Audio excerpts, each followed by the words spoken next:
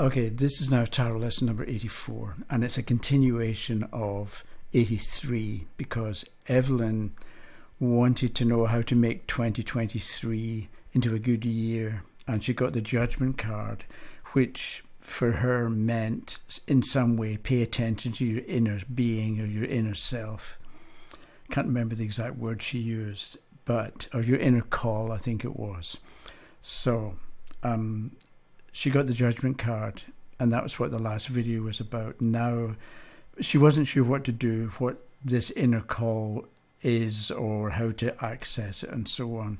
So she picked 3 cards and got Judgment again, the Tower reversed, and the 10 of coins, and this is what we're going to look at today. So let me turn these over just to have the Judgment card there. So again, because this is an answer to a question, I've made some notes, so I'm going to go through them rather than forget what I wanted to say. So one of the things is Evelyn shuffled and got the Judgment card as the answer. Then she shuffled again and got the Judgment card again. So what does it mean? And I wrote down at the top of my piece of paper, inner call, because I think it's important to always remind yourself what the actual question is, because this question or this card is part of the answer about what is or how to recognize the inner call. So this card can represent inspiration. I mean, I did what I did before, where I wrote down, I took a couple of minutes with each of the points, with each of the cards, and wrote down a few random ideas that then I spent a little bit more time thinking about. And that's one way of approaching the tarot.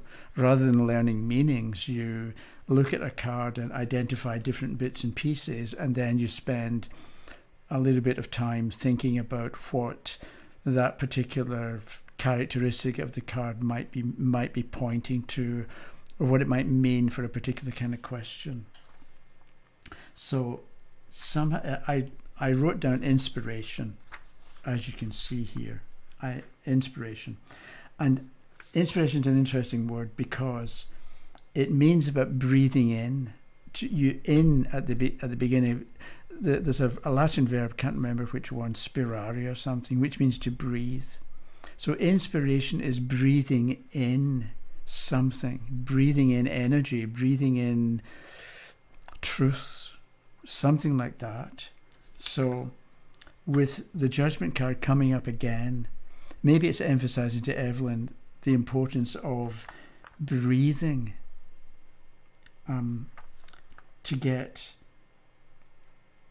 so before, at the end of the last one, I talked about the water being emotion, and so if she's feeling overwhelmed, do some deep breathing, and that will calm her down. And people do this frequently or all over the place at different times. When if they're feeling upset about something, you take a calming breath, and this can be why the Judgment card came up again, for Evelyn to be sure that she looks at some videos on how to breathe deeply and what the benefits are of breathing in through your nose and out through your mouth for a count of 4 or 5 or something like that. But a little while ago I came across the idea in one of the videos that if you breathe through your nose, it encourages the production, I think it's nitric oxide, which is some kind of chemical that is very beneficial in large supply within the human system. And so maybe that's why this card came up again for Evelyn, so that she can be told about the importance of breathing deeply. The other thing is, because maybe Judgment came up again, so what is the inner call? I keep having to remind myself what's the question, so that I don't just ramble on about stuff, but it's supposed to relate to the question that was asked.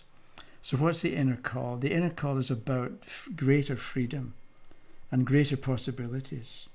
So when Evelyn gets an inspired idea, take it seriously, because it's more real than reality. Because remember this cause and effect.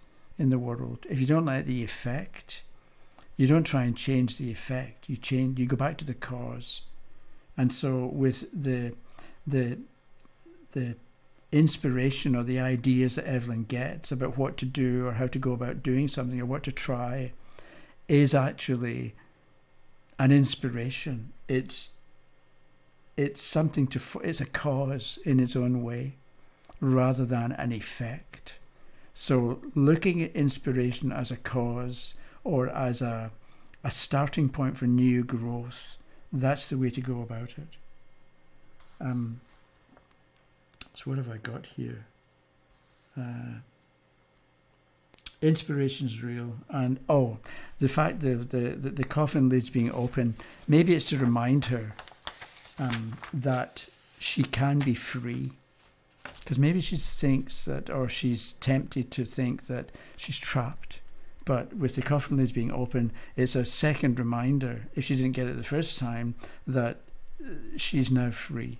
If she listens to the angel, if she listens to the higher call or higher calling, or follows her moment of pleasurable, inspirational something or other, that's when things flow, and that's when she does well. So the second card I got was a Tower reversed. Let me just put it side by side. So, and then I wrote at the top of my piece of paper again, inner call, because the point about this is the Tower doesn't mean the tower. The tower is what does she do to connect with the inner call. And it occurred to me, maybe when things, so the Tower represents things going wrong, breaking down or being destroyed. So maybe the card came up so that when things break down in her life, as they will periodically, that's when she remembers the Judgment card. That's when she, instead of being sucked in by the destruction and the endings and the panic and the chaos, that's when she remembers, wait a minute, I'm not in a coffin anymore. The lid's been removed, I'm free, and all I need to do is listen to my inner angel. And so that can be why the Tower card came up, so that when things go wrong,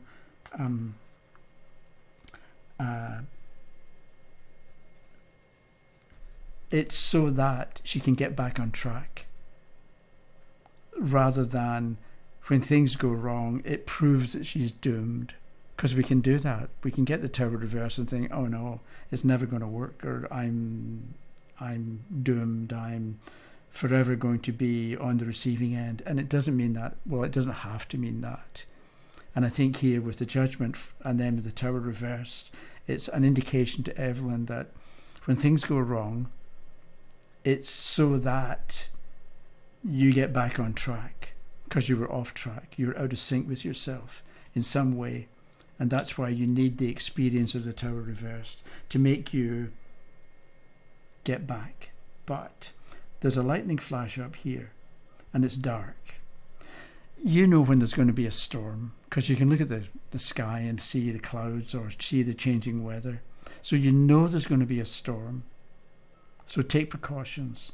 With the Tower reversed, you know things are beginning to break down, or you're asking for trouble.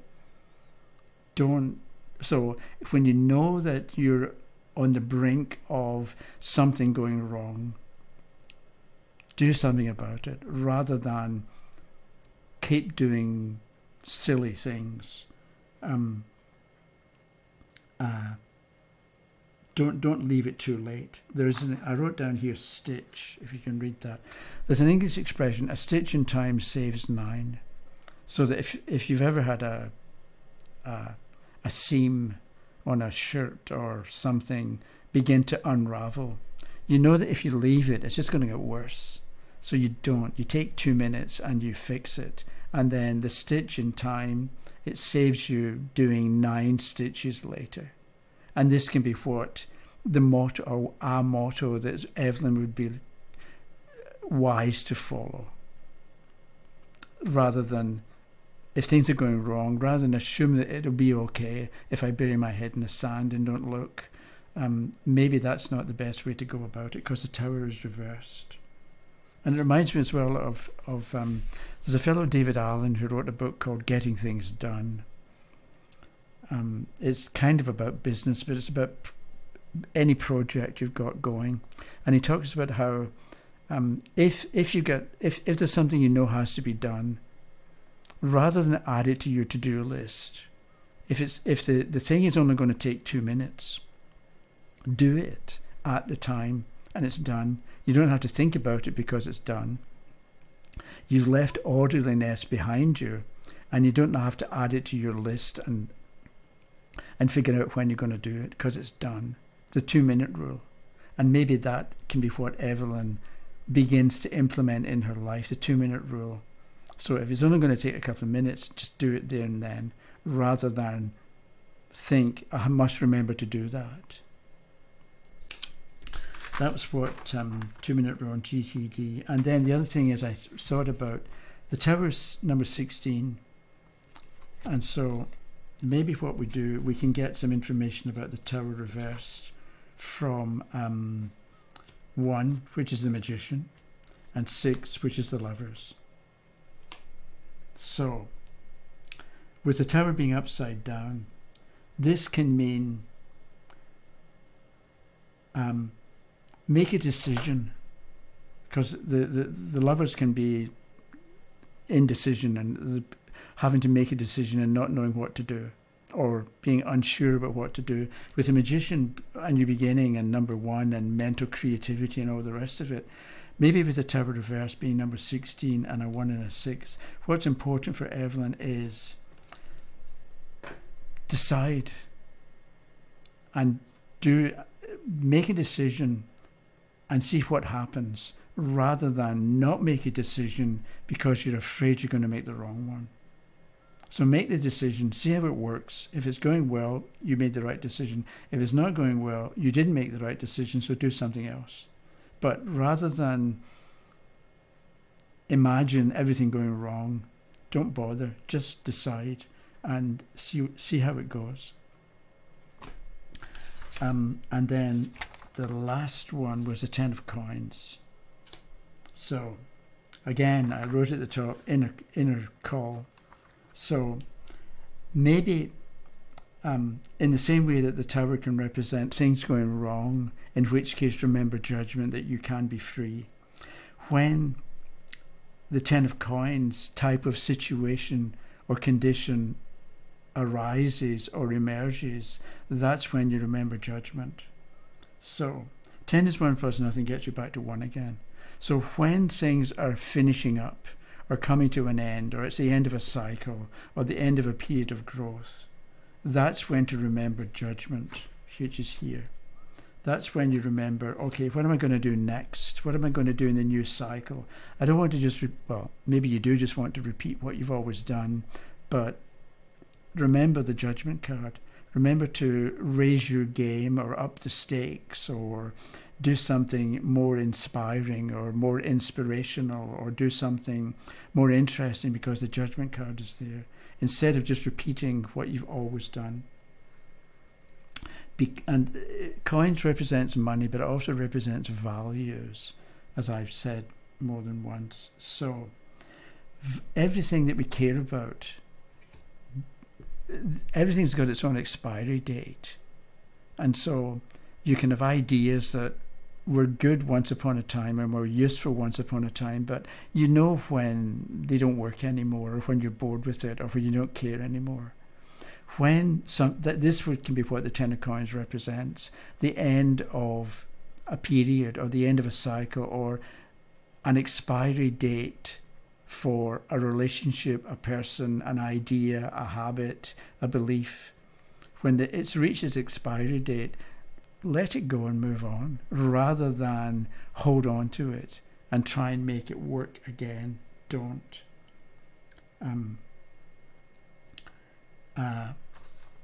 So you can look at the coins as representing notes that you play.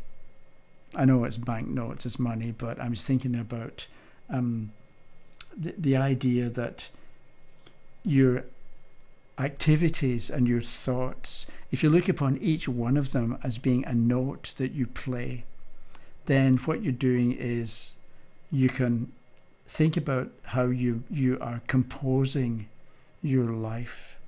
What's the composition that you're making of the different people and places and circumstances and habits of your life?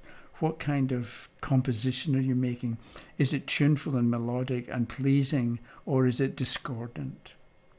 So pay attention to what you're paying attention to. And the idea of composing, I think, quite nicely gets me back to the trumpet, a musical instrument. So maybe, Evelyn, this year, start playing a musical instrument. Or if you already play one, compose. Think about what kind of music you would make. Okay, that was the end of that.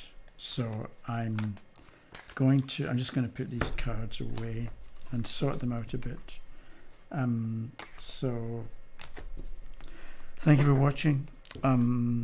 If you have comments or questions, leave them down below. And sorry, I'm rambling here.